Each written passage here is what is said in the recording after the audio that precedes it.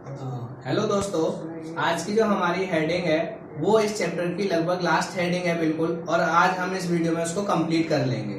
ठीक है, आज की हेडिंग का हमारा नाम है what are the types of pure substances. ठीक है, बेसिकली इस हेडिंग में आपको ये बताया गया है कि जो प्योर सब्सटेंसेस होते हैं वो कितने टाइप के होते हैं। ठीक है, प्योर सब्सटेंस की हम डेफिनेशन ऑलरेडी स्टडी कर चुके हैं।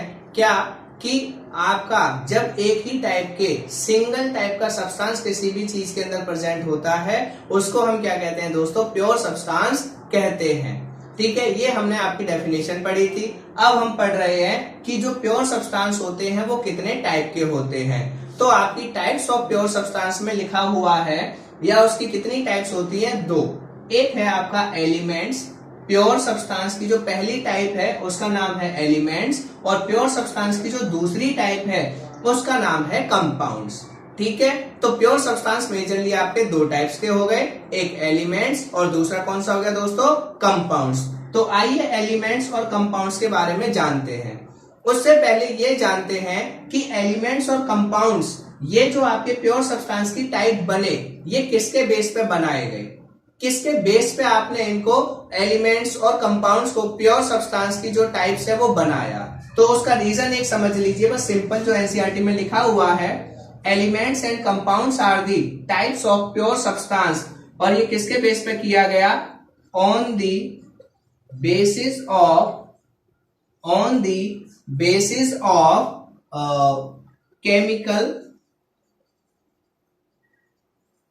Chemical combination. कहने का मतलब कि केमिकल कॉम्बिनेशन के बेस पर आपका इनको क्या बनाया गया है, प्योर सब्सटेंस की टाइप बनाया गया है। अब केमिकल कॉम्बिनेशन का मतलब क्या होता है, या केमिकल आप नेचर समझ सकते हैं, केमिकल कॉम्बिनेशन। ठीक है, केमिकल नेचर या कॉम्बिनेशन का मतलब है कि ये किस किस से मिलके बने हैं। मतलब कोई भी जो आपका एलिमेंट है जिसको आप प्योर सब्सटेंस कह रहे हैं वो किस किस से मिलके बना है, केमिकली किन किन चीजों को यूज करके वो बना है। तो आपका क्या होता है कि जब आप एलिमेंट्स की बात करते हैं, इसमें आपका एग्जांपल है hydrogen, oxygen, sodium, potassium, silver, argon, ये सारे इसके एग्जाम्पल हैं। तो जब आप इन एग्जाम्पल को देखते हैं तो अगर मैं एग्जाम्पल लिखूं हाइड्रोजन, ऑक्सीजन या सोडियम या पोटेशियम, इनमें अगर आप देखेंगे तो हाइड्रोजन के अंदर सिर्फ और सिर्फ क्या प्रेजेंट है, हाइड्रोजन। ऑक्सीजन में क्या प्रेजेंट है, सिर्फ और सिर्फ ऑक्सीजन। सोडियम के अंदर सिर्फ और सिर्फ सोडियम। पोटेशियम के अंदर सिर्फ और सिर्फ पोटेशियम। तो अगर आप देखेंगे तो इनके अंदर सिर्फ और सिर्फ इन्हीं के छोटे छोटे पार्टिकल्स प्रेजेंट हैं और कुछ भी इनमें प्रेजेंट नहीं है। इसीलिए ये आपके क्या बन गए, आपके ये केमिकल, इनको मैंने देखा तो ये इन्हीं छोटी छोटी चीजों से मिलके बने हैं, बिल्कुल सिंगल टाइप है, इसीलिए मैंने इनको प्योर सब्सटेंस बोला, क्योंकि ये बिल्कुल सिंगल टाइप के हैं, इनमें और कोई चीज मिली हुई नहीं है। तो यही आपके क्या हो गए एलिमेंट्स। कंपाउंड्स में क्या होता है, जैसे आपका वाटर, जैसे आपका कार्बन डाइऑक्साइड, जैसे आपका अमोनिया, इसमें आपका सिर्फ hydrogen oxygen, carbon oxygen, nitrogen hydrogen. ठीक है, तो ये आपके क्या हैं, कंपाउंड्स। तो इनके बेस पे, इनके केमिकल कॉम्बिनेशन के बेस पे आपने एलिमेंट और कंपाउंड को प्योर सब्सटेंस का टाइप बोला। ये आपका एक रीजन, ये छोटा सा क्वेश्चन पूछ सकता है, तो मैंने आपको बता दिया। बाकी अब चलते हैं दोस्तों एलिमेंट। एलिमेंट क्या होते हैं, कितने टाइप के होते हैं, इनको स्टडी करते हैं। ठीक है, इसको आपका कंप्लीट करते हैं कि क्या है आपके एलिमेंट्स। तो एलिमेंट्स क्या होते हैं दोस्तों, एलिमेंट्स आपके किसी भी मैटर की सबसे सिंपल फॉर्म होती है। जो भी चीजें आपके आसपास है, जितने भी आपके आसपास मैटर हैं, ये जो कुछ भी है, ये जितनी भी चीजें मैटर हैं, जो कुछ भी आपको दिख रहा है, 99.9% सब कुछ क्या है, मैटर। क्या होते हैं मैटर, मैं बता चुका हूं पहले। तो जो भी आपके मैटर होते हैं, मैटर की सबसे बेसिक यूनिट जो अकेले एग्जिस्ट कर सकती है वो आपकी क्या है, एलिमेंट। एलिमेंट की डेफिनेशन लिख लेते हैं, ये आपकी सबसे बेसिक फॉर्म होती है मैटर की, और इसको आप और छोटी छोटी चीजों में ब्रेक नहीं कर सकते। तो इसकी डेफिनेशन देखिए, elements are the basic form of matter which can not be, या विच, हाँ लिख लीजिए, which can not be broken into simpler forms लिख लीजिए, सिंपलर सब्सटेंस लिख लीजिए, सिंपलर पार्टिकल्स लिख लीजिए, जो भी आपका मन करे। ठीक है, अब कहने का मतलब क्या हुआ कि आपके जो दोस्तों एलिमेंट्स होते हैं ना, एलिमेंट्स मैटर की क्या होती है, सबसे बेसिक फॉर्म होती है। क्यों, आपको अभी पता चला। जैसे आपके पास क्या है, आपने कोई भी चीज बनाई तो उसमें जैसे आपने हाइड्रोजन कोई, तो उसमें आपने हाइड्रोजन के ही पार्टिकल्स को यूज कर करके वो चीज बनाई होगी। क्लियर। तो आपका सबसे बेसिक फॉर्म जो होती है मैटर की, वो क्या होती है आपकी दोस्तों, एलिमेंट। और इस एलिमेंट को आप और छोटे छोटे पार्टिकल्स या और छोटी छोटी चीजों में नहीं तोड़ सकते। एग्जाम्पल देखिए, उससे क्लियर हो जाएगा। एग्जाम्पल आपका हाइड्रोजन। ठीक है, एग्जाम्पल में क्या है, hydrogen, sodium, calcium, gold, silver, बहुत सारे हैं। ठीक है, बहुत सारे हैं टोटल। क्लियर। तो ये क्या कह रहा है कि अगर आप हाइड्रोजन को देखें तो हाइड्रोजन में क्या है, सिर्फ हाइड्रोजन हाइड्रोजन हाइड्रोजन। अगर आप हाइड्रोजन को तोड़ेंगे भी तो छोटी हाइड्रोजन, और छोटी तोड़ेंगे तो और छोटी हाइड्रोजन, पर मिलेगी क्या फाइनली, हाइड्रोजन। और इसीलिए आप इसको और छोटी चीजों में ब्रेक डाउन नहीं कर सकते। क्लियर। क्योंकि ये हाइड्रोजन अकेला है भाई, इसके अंदर और कुछ है ही नहीं। सोडियम में आपका क्या है, सिर्फ और सिर्फ सोडियम। तो इसीलिए आप इसको और छोटी छोटी तोड़ेंगे, टुकड़े करेंगे, सोडियम के छोटे टुकड़े मिलते जाएंगे, पर सोडियम और छोटी चीजों में नहीं टूट सकता। इसीलिए इसको बेसिक फॉर्म ऑफ मैटर बोला गया है, और इसीलिए इसको आप और छोटी छोटी चीजों में नहीं तोड़ सकते। ये आपके एलिमेंट्स के बारे में आपका क्लियर हो गया। अब टोटल कितने एलिमेंट आज तक आपको पता है, तो आंसर है 118। 118 एलिमेंट हैं जिनको आप आज तक जानते हैं। तो अगर आप लिखना चाहें तो लिख सकते हैं, total number of element present in nature till now, ये जिनकी डिस्कवरी हो चुकी है, उनका आंसर है आपका कितना, 118। 118 एलिमेंट है जो आपके नोन है, जिनके बारे में आप जानते हैं। क्लियर हो गया। अगर मन करे तो लिख लेना, एडिशनल पॉइंट है। अब दोस्तों अगली हेडिंग क्या है, टाइप्स ऑफ एलिमेंट, कि जो आपके एलिमेंट्स होते हैं वो कितने टाइप के होते हैं। जो एलिमेंट्स होते हैं वो कितने टाइप के होते हैं। तो आइए हम चलते हैं टाइप्स ऑफ एलिमेंट। एलिमेंट में बस इतना ही जानना था आपको, डेफिनेशन और उसके एग्जाम्पल, इससे ज्यादा आपको जरूरत नहीं है। आपकी अगली हेडिंग कौन सी है, टाइप्स ऑफ एलिमेंट, कि आपके एलिमेंट के क्या क्या टाइप्स होते हैं। तो एलिमेंट्स के जनरली दोस्तों 3 टाइप हैं। कितने टाइप हैं आपके, 3। आपके जनरली इसके 3 टाइप हैं। पहला जिसको कहते हैं मेटल्स, दूसरा जिसको कहते हैं नॉन मेटल्स, तीसरा जिसको कहते हैं मेटालॉइड्स। और जहां तक है आपने ये सारी चीजें, इन सबका जो जनरल इंट्रोडक्शन है वो आपने 8th क्लास में स्टडी किया है। ठीक है, तो हम भी इनकी, क्योंकि अभी आपको बहुत ज्यादा डिटेल की जरूरत नहीं है, सिर्फ इंट्रोडक्टरी पार्ट है आपकी एनसीईआरटी में, तो मैं भी आपको इंट्रोडक्टरी पार्ट कराऊंगा। बाकी इनकी डिटेल्स या बहुत सारी चीजें जो है जो 10th में है, मैं वो आपको वहां पे बताऊंगा 10th क्लास में। तो टाइप्स ऑफ एलिमेंट कितने हो गए दोस्तों, मेजरली 3 टाइप, या 3 ही है आपके, मेटल्स, नॉन मेटल्स और मेटालॉइड्स। तो आइए इनके बारे में जानते हैं कि मेटल्स क्या होते हैं, नॉन मेटल्स क्या होते हैं, मेटालॉइड। इनके बारे में एक एक करके मैं आपको चीजें बताता हूं कि मेटल्स की क्या क्या प्रॉपर्टीज है, जो आपको जनरल पता होनी चाहिए। वैसे तो आपको पता होंगी, पर फिर भी एक बार मैं आपको बता देता हूं, क्योंकि एनसीईआरटी में दी हुई है। तो टाइप्स ऑफ एलिमेंट में सबसे पहले हम किसको करने वाले हैं दोस्तों, मेटल्स को। किसको करने वाले हैं कि मेटल्स। मेटल्स किसे कहते हैं, या मुझे कैसे पता चलेगा कोई मेटल है या नहीं। तो मेटल की आपकी प्रॉपर्टीज हैं। मेटल की जनरली आपकी क्या है, प्रॉपर्टीज। तो पहली जो प्रॉपर्टीज है, मेटल, ज्यादातर मेटल आपके कौन सी फॉर्म में मिलते हैं दोस्तों, आपको सॉलिड फॉर्म में।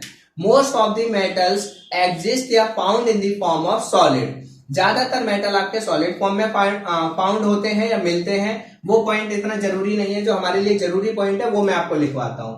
Metals are lustrous, metal are lustre. ठीक है, ये क्या होते हैं, लस्टरस होते हैं। मतलब इनका सरफेस कैसा होता है, शाइनी सरफेस। कैसा होता है, इनका जो सरफेस होता है दोस्तों वो चमकदार होता है। अगर आप किसी भी मेटल को लेंगे, नई नई चीज कोई भी खरीद के लाएंगे, तो वो आपकी बहुत ज्यादा शाइन करेगी, चमकेगी। जैसे इस पे ये चीज है, ये वाला पोर्शन, ये जो स्टील वाला पोर्शन है, ये आपका क्या है, मेटल। अब ये क्यों मेटल है, इसको देखो, ये बहुत ज्यादा शाइन कर रहा है, चमक रहा है। क्लियर। तो जब आप किसी भी चीज को, लोहे को, नए लोहे को लेके आएंगे तो वो भी शाइन करेगा, चमकेगा। इसी तरीके से यहाँ पे ये वाला, ये आउटसाइडर पोर्शन, ये जो है, ये भी आपका क्या है, ये आपका मेटल है, ये भी शाइन कर रहा है। तो कोई भी जो आपका मेटल होता है वो शाइन करता है, चमकता है। दूसरा कि मेटल्स आपके क्या होते हैं, metals are good conductor of heat and electricity, good conductor of heat and electricity. ठीक है, कि मेटल्स आपके क्या होते हैं दोस्तों, गुड कंडक्टर होते हैं हीट एंड इलेक्ट्रिसिटी के। मतलब क्या हुआ कि अगर आपका क्या है, ये मेटल है, ये आपको पता है ये मेटल है क्योंकि ये आपका क्या है, ये लोहे का है, लोहा या स्टील जो भी होगा। ठीक है, अब इसमें जैसे ही आप यहां से करंट सप्लाई करेंगे, इस वाले हिस्से को गर्म या इसको करंट देंगे तो करंट आपका यहां तक पहुंच जाएगा। यहां से यहां तक कैसे पहुंचा, क्योंकि वो इसके बीच में से चल के गया होगा। इसका मतलब इसने अपने अंदर से करंट को जाने दिया होगा। क्यों, क्योंकि ये गुड कंडक्टर है। ठीक है, क्लियर। उसके बाद क्वेश्चन आता है हीट का। तो हीट में ये है कि अगर आप इसको ऐसे पकड़े और इस वाले हिस्से को गर्म करें, बस इस वाले हिस्से को, तो ये वाला हिस्सा आपको अपने आप गर्म होना महसूस हो जाएगा थोड़ी देर बाद। आप गर्म सिर्फ इसी को कर रहे होंगे और ना तो गर्मी यहां से, ये नहीं कि जलता हुआ ये यहाँ आ गया, यहाँ आ गया, यहाँ आ गया, ऐसा नहीं। यहीं पे जला रहे हैं, यहीं पे लगातार गर्म करते जा रहे हैं, पर जलन का एहसास या गर्मी का एहसास आपको इस पॉइंट पे भी होगा। क्यों, क्योंकि इसने भी हीट को अपने अंदर से यहां से लेके यहां तक जाने दिया होगा। इसलिए मेटल्स क्या होते हैं, good conductor of heat and electricity भी होते हैं। तो ये दूसरा पॉइंट हो गया।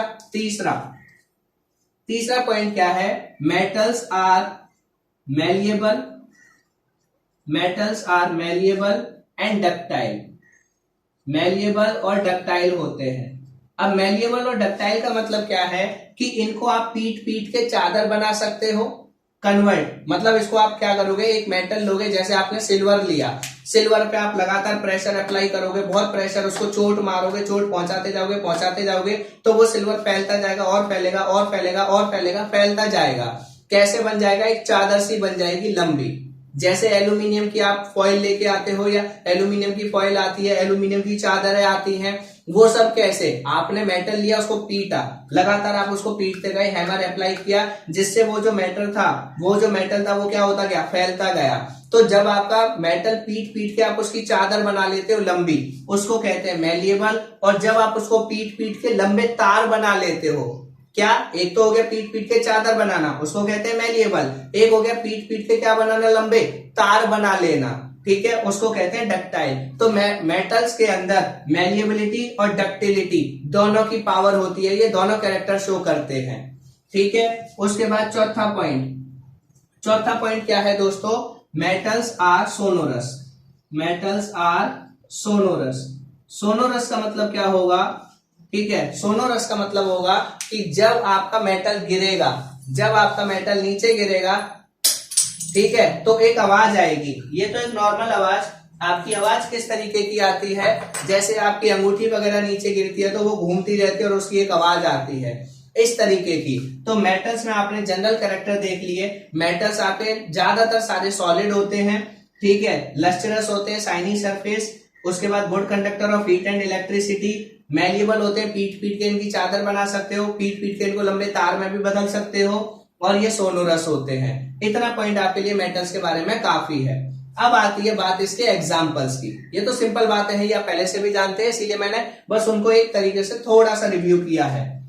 ठीक है, अब यहाँ पे क्या है आपका, इसके एग्जाम्पल्स पे चलते हैं। मेटल्स के एग्जाम्पल क्या है दोस्तों, मेटल्स के एग्जाम्पल क्या है आपके, देखिए मेटल्स के जो एग्जाम्पल हैं, बहुत एग्जाम्पल हैं आपका, गोल्ड, सिल्वर, कॉपर, ठीक है, उसके बाद सोडियम, पोटेशियम, लेड, मतलब बहुत सारे हैं। लिखते लिखते आपका बोर्ड भी कम पड़ जाएगा, ठीक है, वो सब आप हायर क्लासेस में स्टडी करेंगे कौन से हैं, बट अभी आपके लिए इतने एग्जाम्पल काफी हैं। जो गोल्ड है, गोल्ड को अगर आप देखोगे तो उसमें जो आपने कैरेक्टर लिखे हैं सारे मिलेंगे, सिल्वर में भी। अब इसमें एक आपको मेटल लिखना है अलग से, वो आपके लिए थोड़ा सा जरूरी है, क्या, मरकरी। कौन सा मेटल, मरकरी। ये आपको स्टार लगा के लिखना है क्योंकि ये एग्जाम में पूछा जाता है, ये क्वेश्चन है। क्या पूछा जाता है right a name of metal, एक ऐसे मेटल का नाम बताइए जो रूम टेम्परेचर पे लिक्विड होता है। मैंने अभी आपको बताया था कि सारे लगभग सारे मेटल क्या होते हैं, सॉलिड होते हैं, बट एक मेटल ऐसा है दोस्तों जो आपका लिक्विड फॉर्म में भी मिलता है, जो सॉलिड फॉर्म में नहीं होता। कौन सी फॉर्म में मिलता है आपको, लिक्विड। तो वही वो पूछते हैं, write a metal, write a name of metal which is used या which is present in the form of liquid. तो ये वो मेटल है जो आपका लिक्विड फॉर्म में मिलता है। मरकरी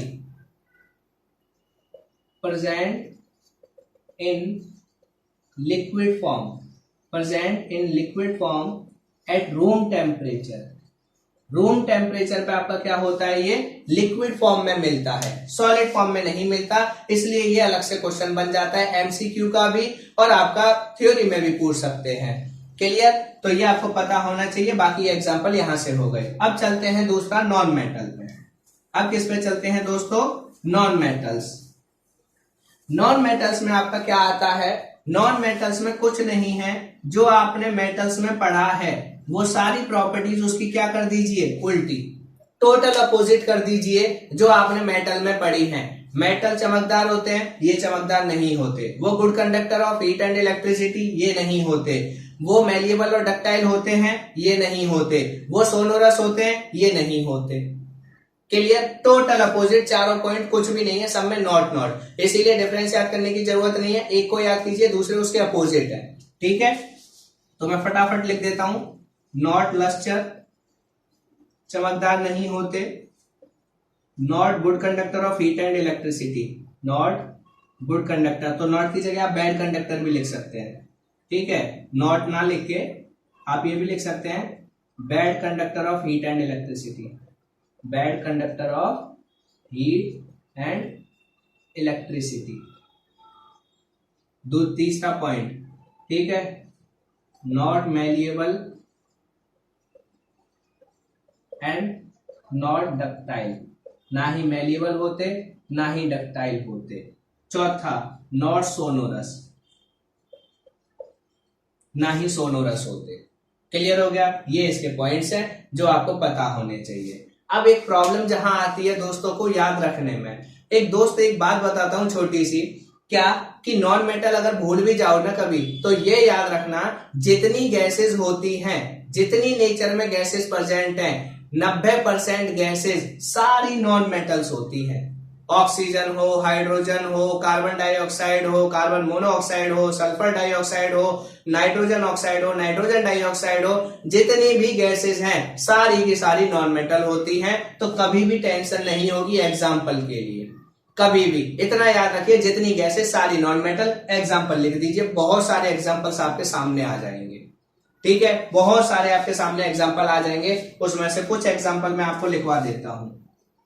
एग्जाम्पल्स आपका क्या हो जाएगा, ऑक्सीजन, कार्बन, आयोडीन।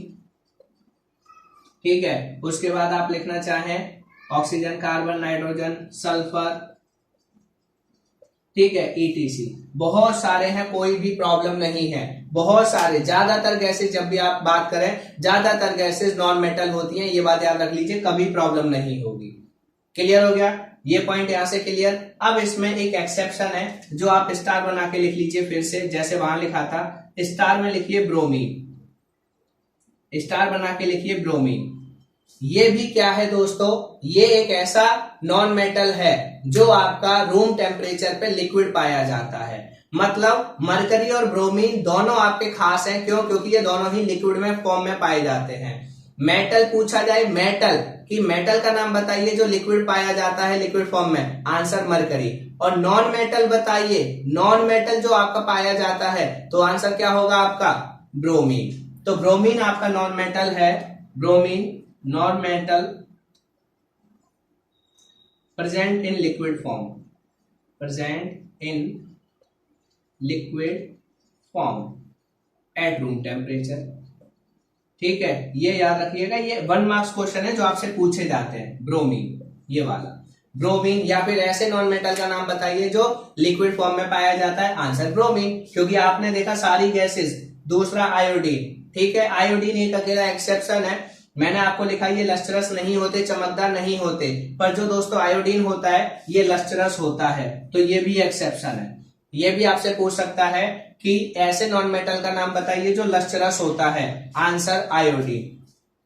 तो मैं यहां लिख देता हूं लस्ट्रस, ताकि आपको ये याद रहे, ये एक्सेप्शन है। आयोडीन एक ऐसा नॉन मेटल है जो चमकदार होता है, लस्ट्रस होता है। एक मैंने लिखा बैड कंडक्टर होते हैं हीट और इलेक्ट्रिसिटी के, इसका भी एक एक्सेप्शन है, और वो एक्सेप्शन है ग्रेफाइट। इसका एक्सेप्शन क्या है? ग्रेफाइट। ग्रेफाइट एक ऐसा नॉन मेटल होता है जो इलेक्ट्रिसिटी को क्या करता है? कंडक्ट करता है। ये इसका एक्सेप्शन है, लिख लेना। ये तीनों एक्सेप्शन आपसे एमसीक्यू में या 1 मार्क्स में जरूर पूछे जाते हैं। क्लियर? 100% तो नहीं कहूंगा, बट पूछे जाते हैं। ग्रेफाइट क्या होता है? ये जो पेंसिल है, पेंसिल में ये जो काला काला पोर्शन है, यही ग्रेफाइट है। इसी को अगर आप एक्सपेरिमेंट करना चाहें तो एक छोटा सा बल्ब लीजिए, उसका सर्किट कंप्लीट कीजिए, उसका एक तार यहां से दूसरा उसमें कनेक्शन में लगाइए, और यहाँ पे आप देखेंगे बल्ब जलने लगेगा, क्योंकि करंट इसमें से पास, पर उसको छीलना पड़ेगा यहाँ से। वो जो कनेक्ट करोगे वो भी इधर से ऐसे ही और ऐसे यहाँ पर, ठीक है। तो ये होता है ग्रेफाइट, पेंसिल का ये जो ब्लैक वाला पोर्शन जिससे आप लिखते हैं, ये आपका नॉन मेटल है, पर ये इलेक्ट्रिसिटी को क्या करता है? कंडक्ट करता है। क्लियर? तो ये आपका नॉन मेटल भी कंप्लीट। अब आता है मेटालॉइड्स। क्या आता है दोस्तों? मेटालॉइड्स। आइए चलते हैं मेटालॉइड्स पे। मेटालॉइड्स में क्या क्या पॉइंट्स हैं?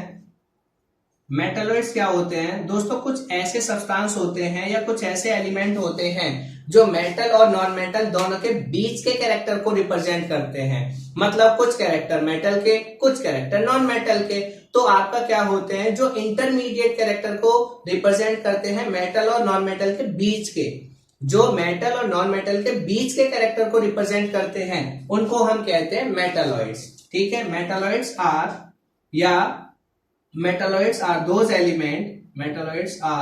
Those elements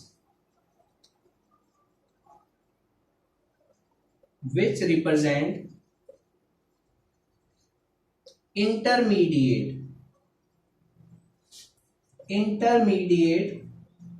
character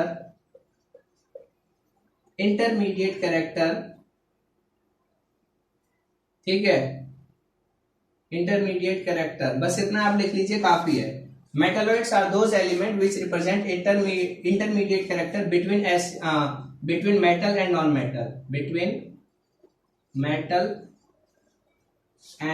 non-metal। ठीक है? ये मेटल और नॉन मेटल के बीच के कैरेक्टर को रिप्रेजेंट करते हैं, ये पॉइंट ध्यान रखिएगा। ये मेटल और नॉन मेटल के बीच के कैरेक्टर को रिप्रेजेंट करते हैं। जो भी मेटल और नॉन मेटल के बीच के कैरेक्टर को रिप्रेजेंट करेगा उसको हम कहेंगे मेटालॉइड। और इसके एग्जाम्पल क्या है? एग्जाम्पल है बोरॉन। ठीक है? बोरॉन हो गया, सिलिकॉन, जर्मेनियम, आर्सेनिक, एंटीमनी, टोलोरियम, ये सारे हैं। बट ये आप इतना याद रख लीजिए, इतना ही काफी है, इतना ही आपसे पूछेगा।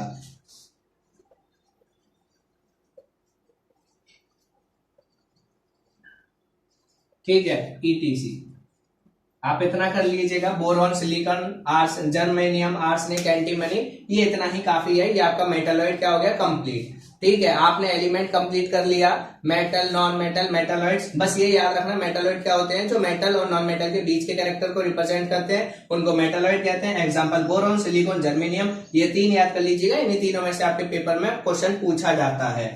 ठीक है? अब चलते हैं आपका क्या लास्ट हेडिंग जो है इस चैप्टर की, उसको हम कहते हैं क्या? आपका कंपाउंड्स। क्या कहते हैं दोस्तों?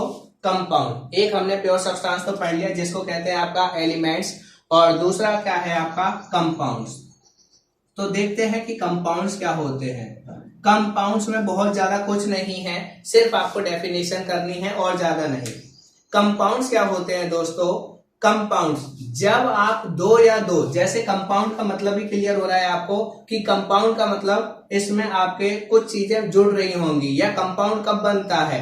कंपाउंड या कोई कॉम्प्लेक्स स्ट्रक्चर जब कुछ चीजें जुड़ती हैं तो इसमें कुछ चीजें आपकी एड ऑन हो रही होंगी, जुड़ रही होंगी।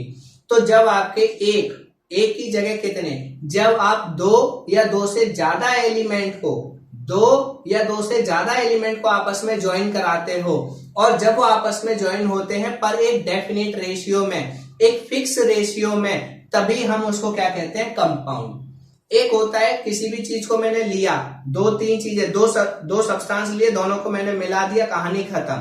जब आप दो सब्सटेंस को लेंगे और मिला देंगे सिर्फ, तो वो बनेगा मिक्सचर। पर जब आप दो सब्सटेंस को लेंगे या दो एलिमेंट को लेंगे और उन दोनों को मिलाएंगे डेफिनेट रेशियो या फिक्स रेशियो में, तब वो बनेगा कंपाउंड। मिक्सचर और कंपाउंड में बहुत माइन्यूट डिफरेंस है। क्या कि मिक्सचर में सिर्फ चीजें ली और मिला दी, उनमें कोई रेशियो का मतलब नहीं है। कोई भी चीज ज्यादा हो सकती है, कोई भी कम हो सकती है, किसी को भी ज्यादा कर लीजिए, किसी को कम या किसी को बहुत ज्यादा। बट कंपाउंड में आपकी जो भी चीजें आप मिलाएंगे उनका रेशियो, उनका जो अनुपात है वो हमेशा और हमेशा फिक्स रहना चाहिए, कांस्टेंट रहना चाहिए, ये ध्यान रखना। तो इसकी डेफिनेशन है compounds mixing of two elements, mixing of two elements in fixed ratio, और कई किताबों में जो मिलेगा आपको डेफिनेट रेशियो लिखा हुआ मिलेगा। मैंने इजी करने के लिए फिक्स रेशियो लिख दिया है, डेफिनेट रेशियो। ये वर्ड इसमें बहुत जरूरी है, बाकी और कोई भी काम का नहीं है, सबसे जरूरी काम के ये वर्ड है, फिक्स रेशियो। जब भी आप दो एलिमेंट को आपस में मिक्स कराएंगे या ज्वाइन कराएंगे और जब वो ज्वाइन हो किस में, एक फिक्स रेशियो में, तो हम उसको कहते हैं कंपाउंड। इसके एग्जांपल क्या हैं? CO2 carbon dioxide, H2O water, NH3 ammonia, ETC। बहुत सारे हैं, कोई प्रॉब्लम नहीं है, बट इसमें बात को समझिए। बात क्या है कि यहाँ पे देखिए कार्बन डाइऑक्साइड हमेशा और हमेशा कब बनेगा। यहाँ पे देखो कार्बन के कितने एटम प्रेजेंट है, एक। इसके आगे पीछे कुछ नहीं लिखा हुआ, इसका मतलब यहाँ पे एक, कार्बन एक। ऑक्सीजन कितने हैं, इसके आगे पीछे कुछ लिखा है नहीं, तो ऑक्सीजन कितने हैं, दो। जब कार्बन का एक एटम और ऑक्सीजन के दो एटम आपस में जुड़ेंगे, कार्बन का एक और ऑक्सीजन के दो, जब ये रेशियो में कार्बन और ऑक्सीजन जुड़ेंगे तभी आपका कार्बन डाइऑक्साइड बनेगा। अगर ये रेशियो चेंज हो गया तो ये कार्बन डाइऑक्साइड नहीं कुछ और बन जाएगा। अगर कार्बन डाइऑक्साइड बनाना है तो कार्बन और ऑक्सीजन के एटम का रेशियो 1:2 रखना ही पड़ेगा। कार्बन और ऑक्सीजन के एटम का रेशियो, ठीक है, किसका रेशियो दोस्तों, एटम का 1:2 आना ही चाहिए। अगर ये रेशियो 1:2 नहीं आया तो कार्बन डाइऑक्साइड नहीं बनेगा, चाहे वो कुछ भी बन जाए। जैसे मैं एग्जांपल के लिए आपको देता हूं CO, ये है कार्बन मोनोऑक्साइड। अब इसमें ये भी कार्बन और ऑक्सीजन से मिलकर बना है, पर ये तो कार्बन डाइऑक्साइड नहीं है। क्यों नहीं है? क्योंकि इसमें रेशियो 1:1 हो गया। अगर ये 1:2 होता तो फटाफट ये क्या बन जाता, कार्बन डाइऑक्साइड। रेशियो फिक्स होना बहुत जरूरी है। आपकी मर्जी से नहीं कि आपने खाली CO लिख दिया, ये भी कार्बन डाइऑक्साइड, आपने OC लिख दिया, ये भी कार्बन डाइऑक्साइड, आप सोचो कि CO और पूरे ब्रैकेट के बाहर 2 ये भी ना। वो बनेगा जब इसका रेशियो 1:2 होगा। वाटर जब ही बनेगा जब हाइड्रोजन के 2 एटम और ऑक्सीजन का 1 एटम आपस में जुड़ेंगे। जब एटम का रेशियो सेम, जब आपके एटम का रेशियो सेम रहेगा तभी आपका क्या बनता है, कंपाउंड बनता है, अदरवाइज कंपाउंड नहीं बन सकता। ये आपकी डेफिनेशन, ये इसके एग्जांपल। अब डिफरेंस कर लीजिए, जो एनसीईआरटी की लास्ट हेडिंग है, क्या कि difference between compound and mixtures. 3 marks में ये क्वेश्चन पूछा जाता है। कितने मार्क्स में? 3 मार्क्स में, ठीक है। कंपाउंड में ध्यान रखना, कंपाउंड में रेशियो फिक्स होना चाहिए। अगर रेशियो फिक्स नहीं होगा तो कभी भी आपका कंपाउंड नहीं बनेंगे। अब आप कंपाउंड और मिक्सचर में डिफरेंस कर लीजिए बस, उसके बाद आपकी क्लास ओवर। कंपाउंड और मिक्सचर, ठीक है। कंपाउंड और मिक्सचर में क्या डिफरेंस है? मिक्सचर क्या होते हैं दोस्तों? Simple mixing of elements. जब आप एलिमेंट्स को सिंपली मिक्स करा देते हो, कोई भी रेशियो का ध्यान नहीं रखते, आपने चीनी ली, नमक लिया, पानी लिया, या आपने सपोज शरबत बनाया। सिंपल समझाता हूं, शरबत आपने बनाया, क्या ये जरूरी है कि 100 ml में आप 50 ग्राम चीनी डालेंगे या 10 ग्राम चीनी डालेंगे? भाई जिसको ज्यादा मीठा चाहिए वो चीनी ज्यादा कर देगा, जिसको कम चाहिए वो चीनी कम कर देगा, या किसी को क्या है बहुत ज्यादा मीठा चाहिए तो पानी कम कर देगा, चीनी ज्यादा कर लेगा। तो इसमें तो कोई रेशियो फिक्स नहीं रहा ना। वो अपने अकॉर्डिंग बदलता जा रहा है। तो जब ऐसा होता है तो उसको हम कहते हैं मिक्सचर। मिक्सचर में कभी भी रेशियो फिक्स नहीं होगा, बट कंपाउंड में क्या होगा, ठीक है, mixing of elements in definite ratio या इन फिक्स रेशियो। ये ध्यान रखना, हमेशा और हमेशा ये किस में कंबाइन होंगे, एक फिक्स रेशियो में कंबाइन होंगे। इनका रेशियो हमेशा और हमेशा क्या रहेगा, फिक्स रहेगा। दूसरा पॉइंट, इसमें क्या बनता है sorry, new substance will form, new substance will form. इसमें आपका हमेशा नया सब्सटेंस बनेगा, इसमें कोई भी नया सब्सटेंस नहीं बनता। No new substance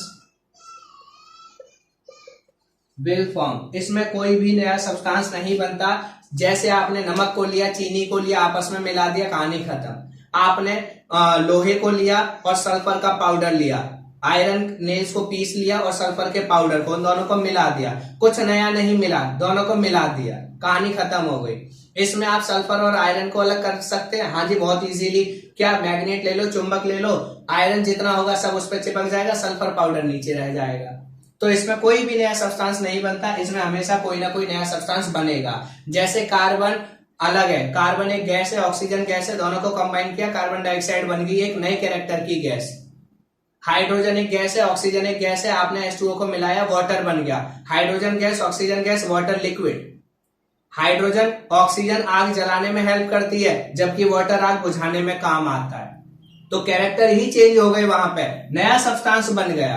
clear. उसके बाद तीसरा पॉइंट क्या है कि जिन सब्सटेंस से ये मिलके बनेगा कंपाउंड, ये उनके कैरेक्टर को रिप्रेजेंट नहीं करेगा। Not exhibit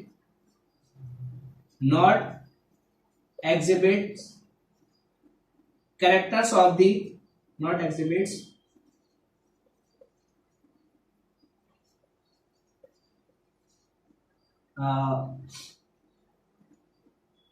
not exhibits character of constituent particles, कि जिन कॉन्स्टिट्यूएंट पार्टिकल से ये मिलके बना है ये उनके कैरेक्टर को रिप्रेजेंट नहीं करता। जैसे वाटर, हाइड्रोजन और ऑक्सीजन से मिलके बनेगा वाटर आग बुझाने के काम आता है, ऑक्सीजन आग जलाने के काम आती है।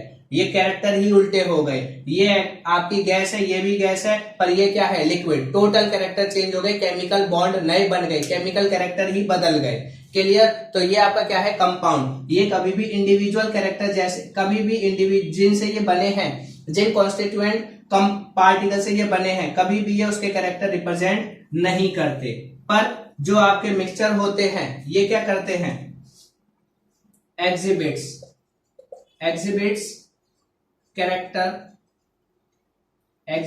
Characters of constituent particles. ये क्या करते हैं कि जो आपके कॉन्स्टिट्यूएंट पार्टिकल्स होते हैं उनके कैरेक्टर को एग्जिबिट करते हैं, उनके कैरेक्टर को दिखाते हैं।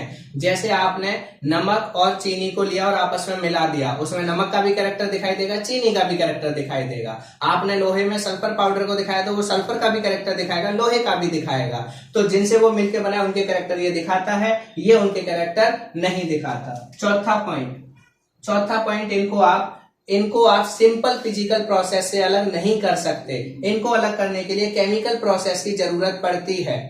क्लियर। और इनको आप सिंपली फिजिकल प्रोसेस से अलग कर सकते हैं।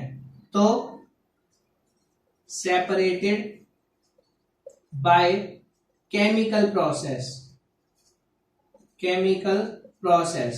अगर आप चाहें तो पॉइंट बना सकते हैं कि ये not separated by physical process. इनको आप सेपरेट करते हैं केमिकल प्रोसेस से और इनको separated by physical process. Physical process वो बहुत सिंपली, ठीक है, कि आपने मैग्नेट ले लिया, उससे उसको अलग कर लिया, या आप छान के अलग कर सकते हैं, या चुन के उनको हाथ से पकड़ के अलग कर सकते हैं, ब्लोइंग करके अलग कर सकते हैं ये। बट इनको ऐसे नहीं कर सकते, इनको फिजिकल प्रोसेस से कभी भी अलग नहीं कर सकते। इनको अलग करने के लिए केमिकल प्रोसेस या हाईली एडवांस टेक्निक की जरूरत पड़ती है। क्लियर हो गया। तो ये आपकी सारी चीजें कंप्लीट हो गई, ये पूरा टॉपिक कंप्लीट, चैप्टर कंप्लीट। इसमें बस हाइड्रोजन ध्यान रखना, हाइड्रोजन एक ऐसी गैस है जिसका ना तो कोई कलर होता, ऑर्डरलेस, कलरलेस, ठीक है, और ये आग जलाने में हेल्प करती है, कंबसिबल होती है, जल जाती है ये। उसके बाद एक और क्वेश्चन आता है पेपर में कि सड़े हुए अंडे की जो स्मेल होती है वो स्मेल किसकी होती है या कौन सी गैस की होती है? Answer hydrogen sulphide, H2S। H2S ये क्वेश्चन जरूर पूछ लेता है, हाइड्रोजन सल्फाइड कि आपकी सड़े हुए अंडे की महक कौन सी गैस में से आती है? हाइड्रोजन सल्फाइड में से। ये क्वेश्चन 1 मार्क्स में पूछा जाता है, ठीक है। ये सड़े हुए अंडे वाले के लिए याद कर लेना हाइड्रोजन सल्फाइड। और दूसरा आपका क्या होता है कि जो हाइड्रोजन है वो कलरलेस होता है, ना तो उसका रंग होता, ना ही उसमें कोई बदबू स्मेल आती है हाइड्रोजन में, और ये कंबसिबल होता है, जलाने में हेल्प करता है, जल जाता है, ठीक है। ये आपका पूरा चैप्टर कंप्लीट हो गया। आपका कोई डाउट हो, कोई क्वेश्चन, तो कमेंट सेक्शन में डालिएगा। वीडियो अच्छी लगी हो तो लाइक कीजिएगा, शेयर कीजिएगा और चैनल को सब्सक्राइब करना ना भूलें। Thank you.